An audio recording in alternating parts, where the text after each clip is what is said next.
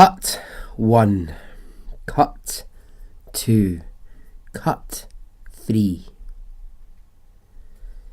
cut 4, cut 5, cut 6. 99 Hill Street, 91 body parts. Cut 7, cut 8, cut 9. 99 Hill Street, 91 body parts. Cut 10, cut 11, cut 12, cut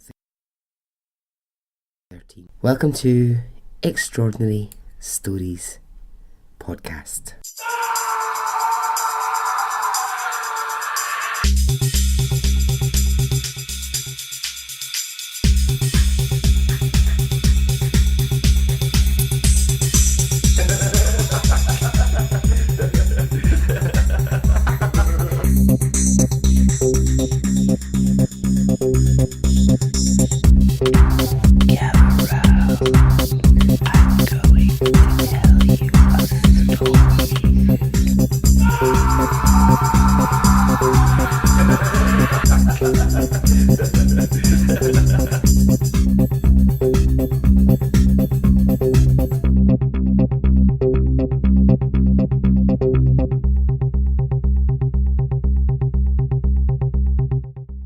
Hey, how are you?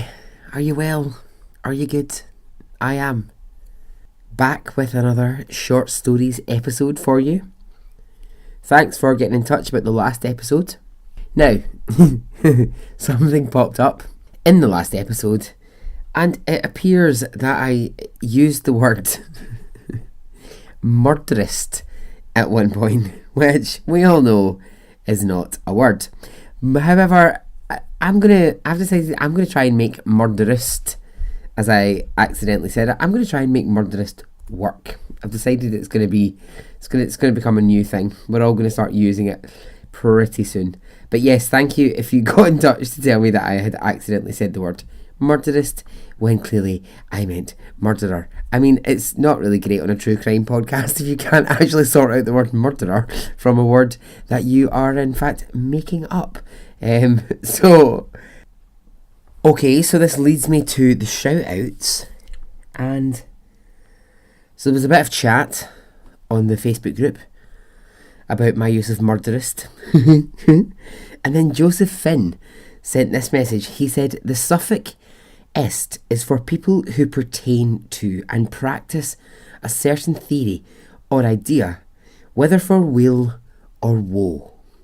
Okay, lovely, Joseph, thanks very much. He says, he gives these examples: Marxist, nihilist, feminist, idealist, sexist, terrorist. Oh my god, I'm making up even more words. Terrorist or capitalist.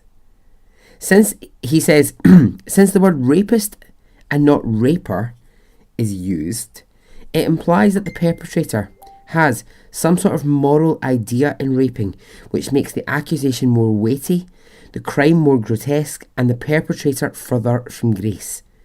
Using murderist rather than murderer does the same. Okay, thank you, Joseph. Make of that what you will. Try to unpick those ideas. But thank you, Joseph, for getting in touch. Okay, next shout out, Georgia Antonia. Hey, Georgia, thank you for listening. Thank you for your message. Harriet Jennings. Harriet's a UK doctor working in New Zealand and was offering to help, should I need it, with any sort of medical terms or understanding anything medical. Harriet, I will be in touch. Julie Graham, who enjoys the sarcasm in the podcast, because Julie is sarcastic too. So, hey Julie. Ashley Finney, listening from America. Hey Ashley, remember, a broken heart does not last forever. That's just my advice to you. And Matt Elliott. Hello, Matt. great to have you listening, mate. Thanks for getting in touch. And the last one is a bit odd. You'll have heard me go on and on and on about the Teacher's Pet podcast. Well, David Jenkins, who is the younger cousin of Lynette Dawson, the subject of the Teacher's Pet, the woman who the whole podcast is about, David got in touch with me through Twitter just to say thanks for trying to spread the word about the podcast and just talk as much as possible about how wonderful I think that podcast is and how much I hope that there is a result in that. So, David, thanks very much. And yeah, that's it for the shout-outs. Okay, this story, beware if you are squeamish. Okay, let's go. Okay, who are we talking about? Well, 1. Rory Jack Thompson, the mad scientist. Rory Jack Thompson was an American man who, as a child, he had proven to be absolutely outstanding at science from like a really, really young age. Almost like bordering on scientific genius at a young age. His understanding of the scientific world was incredible. Notice how I keep saying science and not anything specific, because my understanding of science is zero. I've got zero understanding of science, really. I don't know how it works elsewhere, but here, when you're going through school, you have to, well, certainly when you're in high school and it comes to studying for your exams, you either have to pick biology, chemistry, or physics. So I absolutely dodged chemistry and physics like the plague.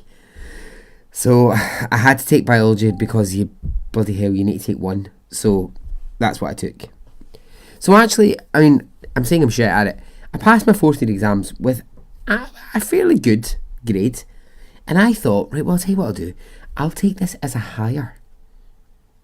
I got 2 days into studying it at the higher level when Mrs. Gollenbach, who was my biology teacher, a very small, scary German biology teacher, was like, pulled me aside and went, no, you're not going to do this as a higher. She said, you're never going to get through this higher level.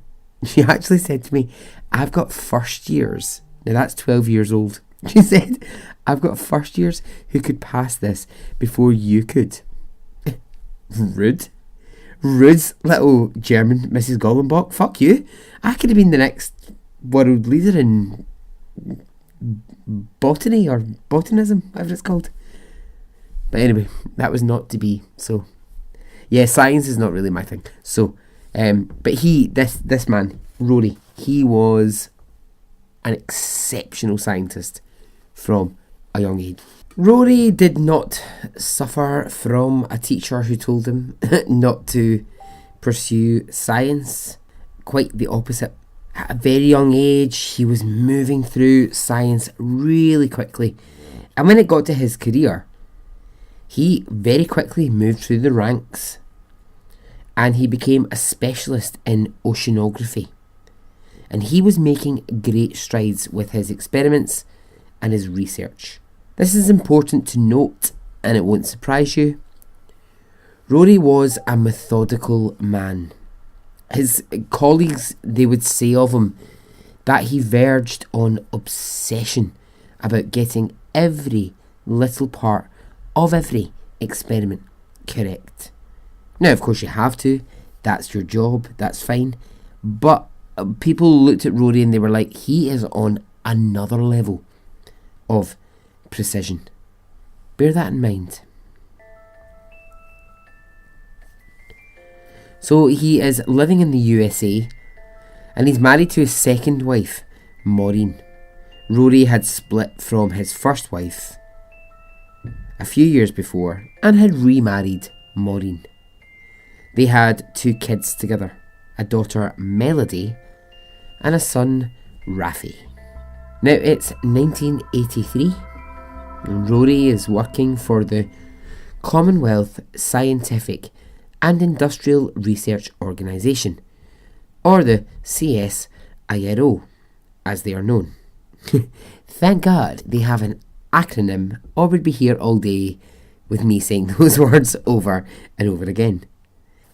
The CSIRO, they have employed him as a senior researcher in oceanography, but they need him to take his research out of the USA and into Australia. So he goes to his family and he says to them, we're going to have to move to Australia. Now his wife Maureen, she agrees.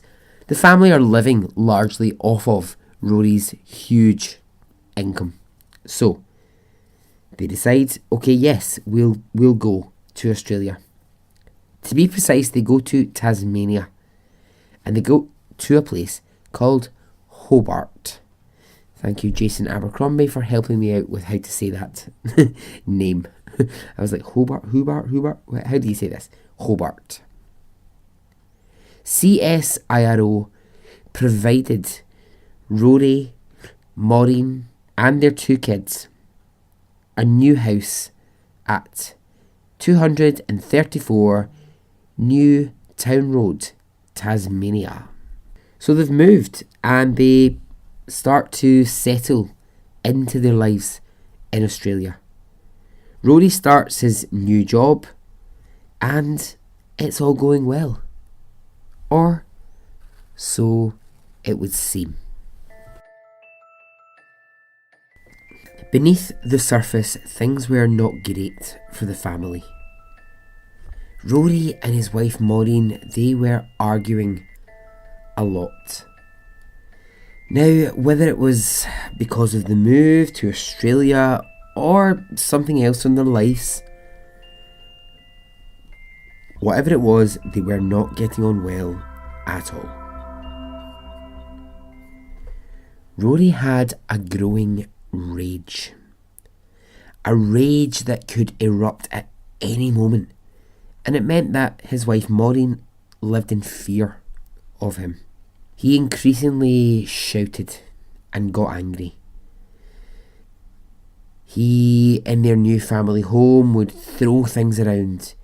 He would escalate into the point of shouting and screaming all the time.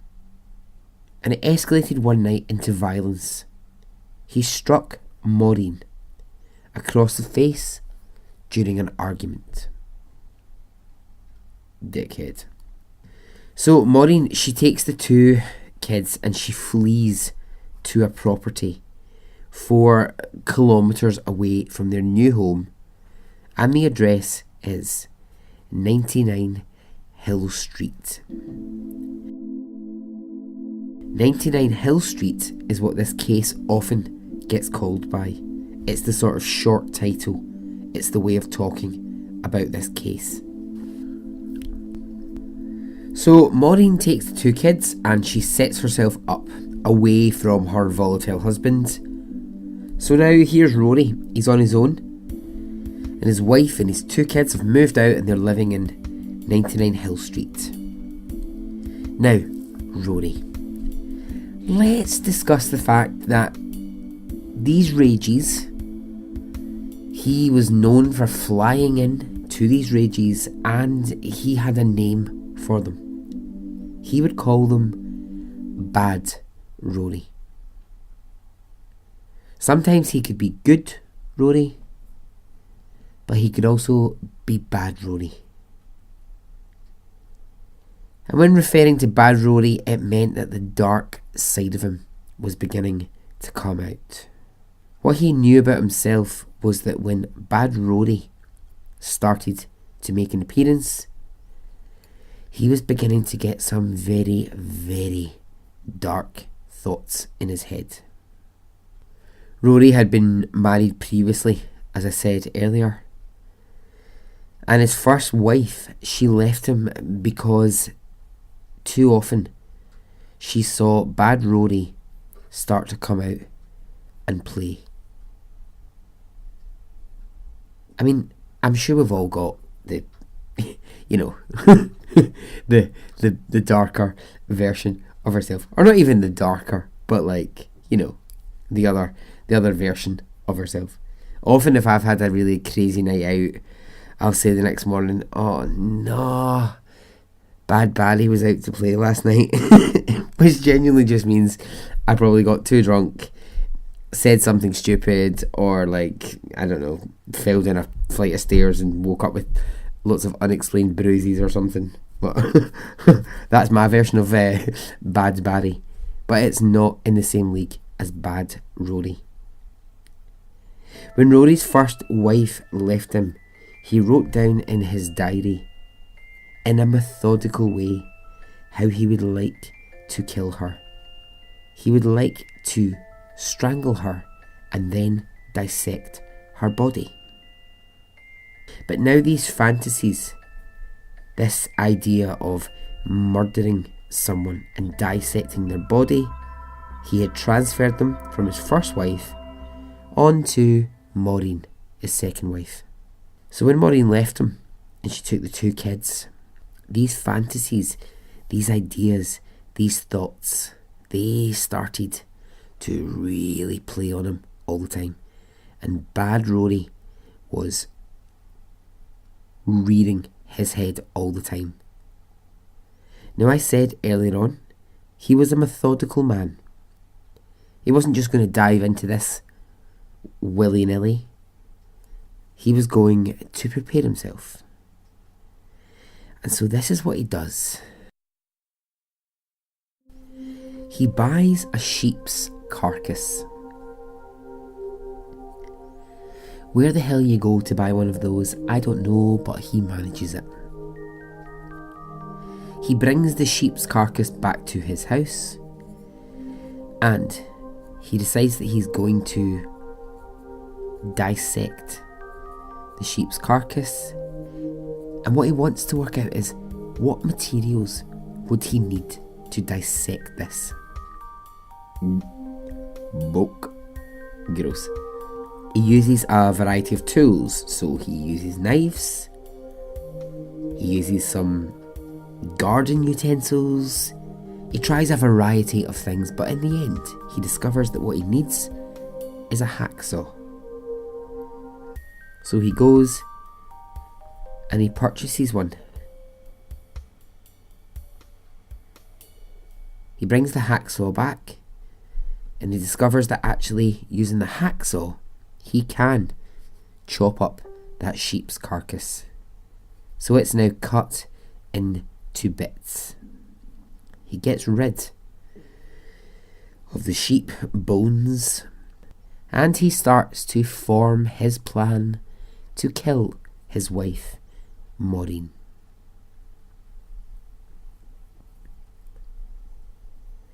For a while he waits, and he waits, all the while fantasising about this murder that he's going to commit. So they've been separated for a while, and with his really violent behaviour, Maureen is on high alert about letting Rory near the house. She's not particularly keen on him approaching the house or gaining any sort of entry into the house.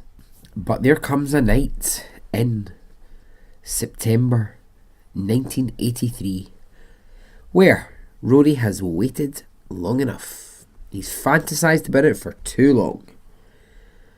And tonight's the night it's going to happen. He's aware that if he was to rock up to the house, Maureen would not let him in.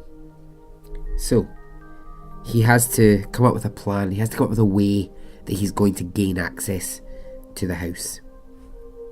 And this is what he does. He goes and he buys I'm sorry to laugh at this. He goes and he buys a skirt and a female wig. And he puts those on.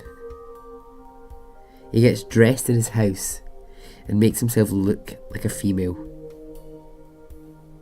And then he travels to 99 Hill Street. Okay, so he's there. He's got his skirt on, his wig on. And this disguise, this allows him entry into a 99 Hill Street. How? I don't know. Maybe Maureen, his wife, I don't know. I can only imagine that she thinks he is a woman in distress who needs help, or a neighbour who needs something in the middle of the night, or whatever happens. This female figure, who's really Rory dressed as a woman, turns up at the door, and Maureen lets this person in. At this point, realising this is no woman, but in fact her husband, Bad Rory in disguise, they break out into an argument. During the argument, Rory strikes her across the head with a heavy object, killing her instantly. I just hope and pray at this point that he wasn't still dressed as a woman. That would have been so fucking weird for his wife. Can you imagine?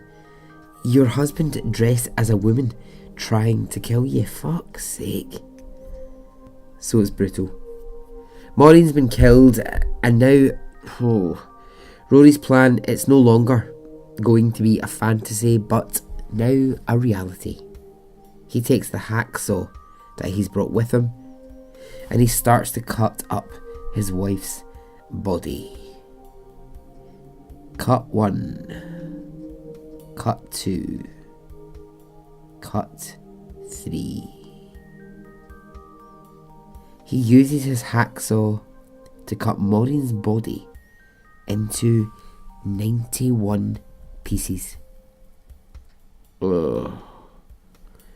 These 91 pieces, many of them he tries to flush down the toilet at home. Now, obviously, 91 pieces, he can't get them all down the toilet. So, fucking horrible. With the bits that he can't flush down the toilet, he wraps them in a bag and he buries them in some bushland nearby. And then he leaves.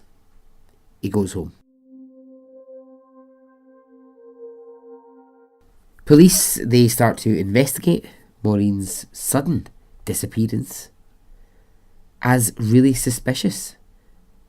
And then when they go to Rory as the husband, he manages to somehow, I don't know how, but he manages to avoid suspicion to begin with. However, that doesn't really last long. And this is horrible, and it's not for the squeamish. Bits of Maureen's body begin to appear in the sewers near her home. And sewage workers start to notice that, like, a finger is appearing in the sewer. And then, like, something that looks like an ear is floating in the sewer. And they go to police. Police, through this, they can identify that this is the body of Maureen. And they know that she's been chopped to pieces. So they close in on Rory once more, and eventually he cracks, he confesses. He tells them this is what happens when Bad Rory comes out to play. So the case goes to court. But a lot of this chat around good Rory, bad Rory, all of this in court, it makes the jury a bit confused because they don't really know how to. Well, they don't really know how to find him or convict him or whatever. So what they do is they eventually come back. They return a verdict of not guilty. Not guilty by reason of insanity. So, I mean, that's contentious. A lot of people will have problems with the fact that he is found not guilty for this. So rather than be sent to a prison, as in just, there you go, that's you in a prison cell, he's sent to a mental health facility which is attached to a prison in Australia. It's here that when he's in this facility, Rory Jack Thompson changes his name to Jack Newman. No idea why he does this, but he decides to change his name. During his time in prison, there's plenty of opportunities that come up for his release, but they are always knocked back. It seems that he's making progress in the mental health facility. It looks like he's doing really well, and then I think the panel assessing it are always worried that Bad Rory is going to come out to play again. In 1999, after 16 years in the facility, he tries to escape. He actually manages to get out the doors of the mental facility one night, and he runs. He runs and he runs and he runs. But after only an hour and a half, he's brought back. After this failed attempt, 3 days after being brought back, he takes some bed sheets from his bed. He creates a noose. And in 1999, Rory Jack Thompson hung himself in the mental health facility.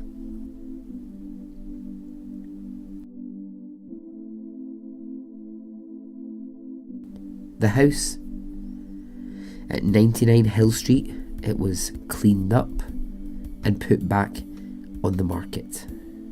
The house, to this day, it's been through so many different owners, and the last time it was sold was 2015 for nearly 400,000 Australian dollars. The house, you can go on to Google, you can see this house, you can find it. It just looks like any other house in the world.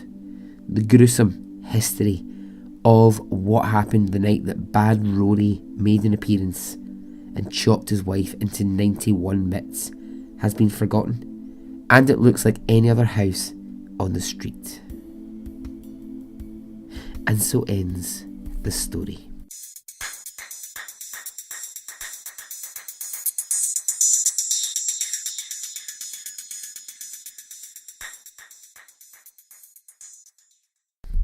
Okay, well, get in touch. Let me know what you think of Rory. I mean, he is one crazy murderist. He is, crazy. I suppose it's just that really interesting thing of going, for me, it's like going, he had this scientific brain. He was so fantastically intelligent. But there was a bit of them that was just, he just wanted to murder. He wanted to chop somebody's body to bits to know what that was like. He'd fantasized about it for so long, and then eventually decided that he was gonna do it. I mean, I suppose in the way I'm making leaps here, and scientists who are listening, please feel free to tell me I'm wrong. But surely, I would imagine in the world of science, what you're always doing is thinking about the next experiment. What can be discovered next? Where can we push this particular thing? So you're always lining up, even if it's theoretically, you're always lining them up in your mind, and then you get the chance to practically try things out. So I sort of think maybe in his head that was what it was. Theoretically, he was looking at it in his head and going, what would it be like to kill someone? Could you chop the body up? Could you do this? How would you do this? Whatever. And then he actually managed to make that happen. And sadly, his wife Maureen was the person who was the victim of that particular experiment. And that's kind of what I feel like it was with him. I don't really think it was like he was some sort of serial crazy killer. I think the Bad Rory bit of him was just having dark thoughts about how do you... I think he was going, I understand how you dissect things like a plant, or I understand how you dissect this school of thought from that school of thought, what would it be like to transfer it onto a person? I don't know, could be wrong. That's just a theory, just an idea. Anyway, I hope you enjoyed that short story. So if you want to get in touch, you can. Also, can I just say, shout out to all the new Patreon supporters. Thank you so much if you are helping me on Patreon. I really do appreciate it. I really appreciate anything that anybody can give on Patreon is so appreciated. A few of you have got in touch with your wonderful attempts at a Scottish accent. They have been a joy to listen to. Please keep sending them, because I'm going to do something with them. So please keep sending them to me, because they're really funny. Obviously, I say it all the time, but there's the Facebook group. If you want to come, want to be a part of the Facebook party, please come along and join. I'm on Instagram. I'm on Twitter. You can email me, extraordinarystoriespodcast@gmail.com. Send me your stories, send me your thoughts, talk to me. I'm all ears all the time. Okay, until the weekend episode. Okay, goodbye.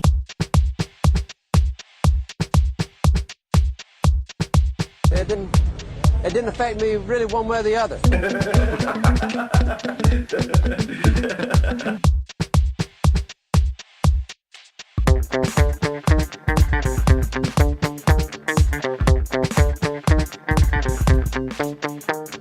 I would imagine from the look on his face, let's get it on, let's do it, let's get it over.